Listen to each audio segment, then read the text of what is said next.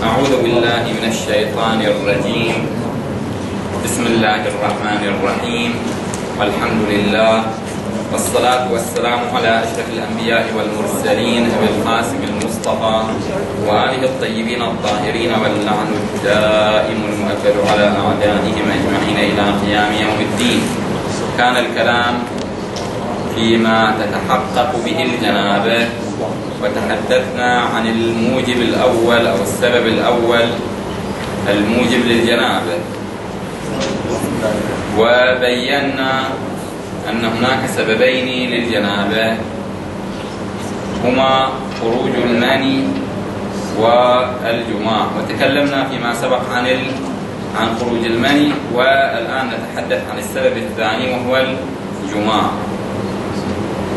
الفقهاء رضوان الله تعالى عليهم يقولون الجماع سبب مستقل للجنابة، بمعنى أنه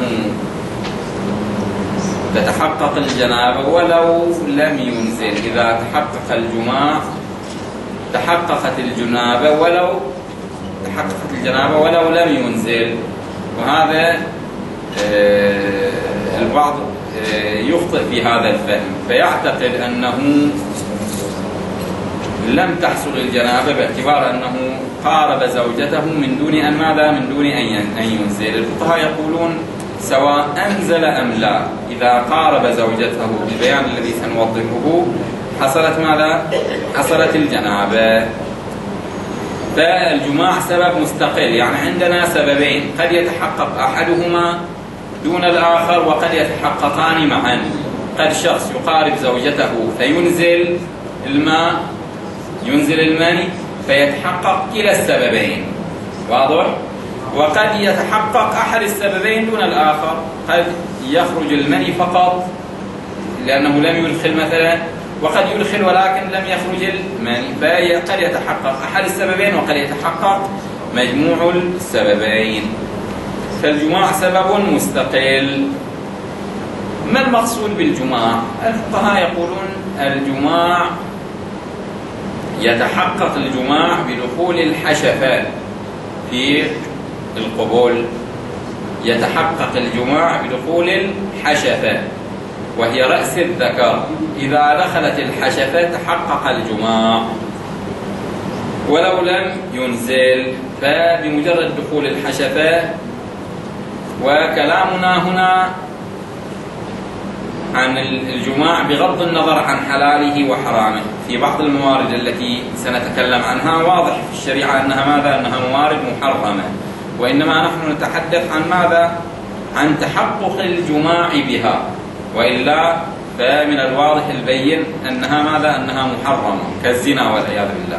نتكلم الآن عن ماذا؟ عن لو زنا والعياذ بالله، أو لو لاط مثلا، هذا اللواط أو الزنا محرم، ولكن تتحقق به الجنابة أم لا؟ نعم، تتحقق به الجنابة. احنا ما بنتكلم الآن عن حرمة الزنا واللواط وما شاكل ذلك، الآن نتكلم عن العنوان الأولي، كيف تتحقق الجنابة. قالوا تتحقق الجنابة بدخول الحشفة وهي رأس الذكر في قبل المرأة أو دبرها عند مشهور الفقهاء. المشهور لم يفرقوا بين القبل والدبر، قالوا سواء دخل في القبل أو في الدبر. أيضا لا نتحدث الآن هنا عن حلية أو حرمة الجماع في الدبر، نحن نتكلم فقط عن ماذا؟ عن أصل تحقق الجنابة. قالوا في قبل المرأة أو ماذا؟ أو دبرها. بالنسبة إلى الدبر هو الأحوط عند جملة من الفقهاء كالشيخ حسين رحمة الله عليه والشيخ زين الدين. قالوا الأحوط الاغتسال احتياطا وجوبيا لا ترخيص فيه، احتياط وجوبي ولكن يحتاج إلى ضم الوضوء إليه في هذه الحالة. وأما دبر غير المرأة والعياذ بالله فإنه ماذا؟ فإنه أيضا ماذا؟ محل خلاف، ولكن الرأي المعروف بينهم أنه ماذا؟ أنه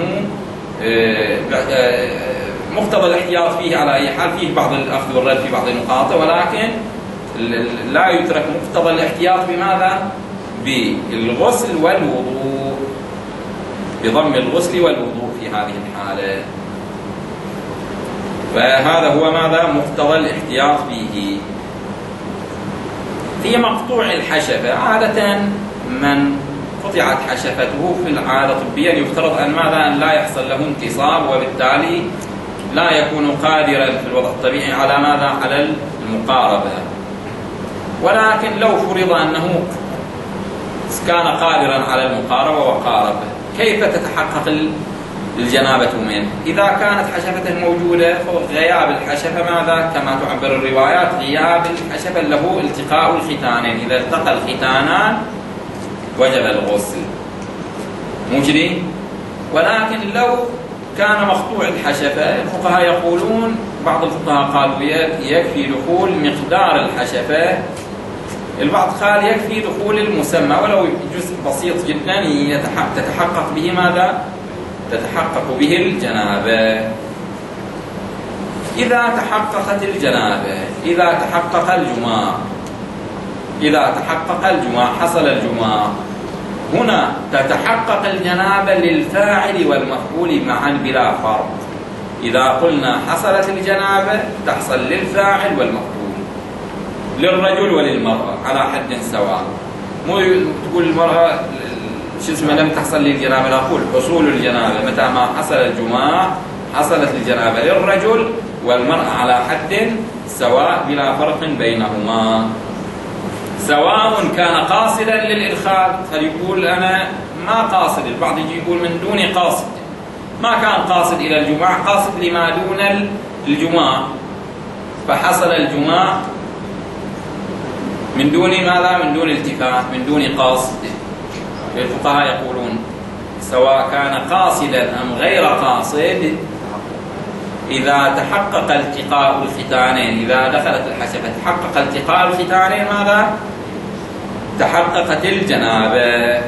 بل حتى النائم، لو شخص قارب زوجته وهي نائمة لا تدري، الفقهاء يقولون تحققت الجنابة له ولها معا، لهما معا. بل لو كانت مجبرة مستيقظة وهي مجبرة، هذا يصير في بعض الحالات، بعض الأشقياء والعياذ بالله قد يقدم على ماذا؟ على اغتصاب المرأة مثلا. هنا الفقهاء يقولون إذا تحقق الجماع حصل، سواء يعني الاختيار وعدم لا مدخلية له. هذه النقطة اللي نريد نشير إليها.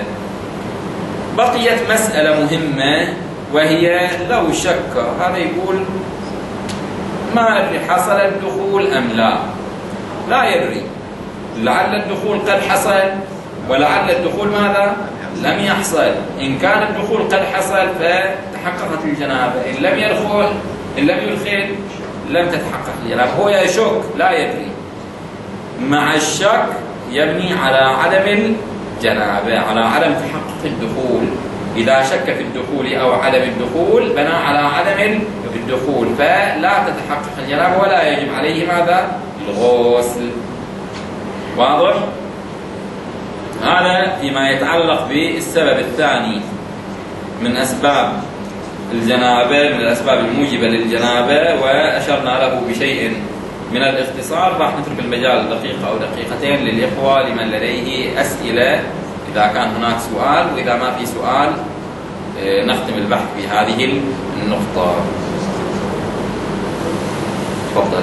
بالنسبة للغسل، هل ترتيب الغسل هل في سنتحدث بشكل مفصل ربما في الجلسة القادمة التي بعدها، لا أدري، عن كيفية الغسل والفرق بين الغسل الارتماسي والغسل الترتيبي، وكيفية الغسل الترتيبي بشكل مفصل إن شاء الله.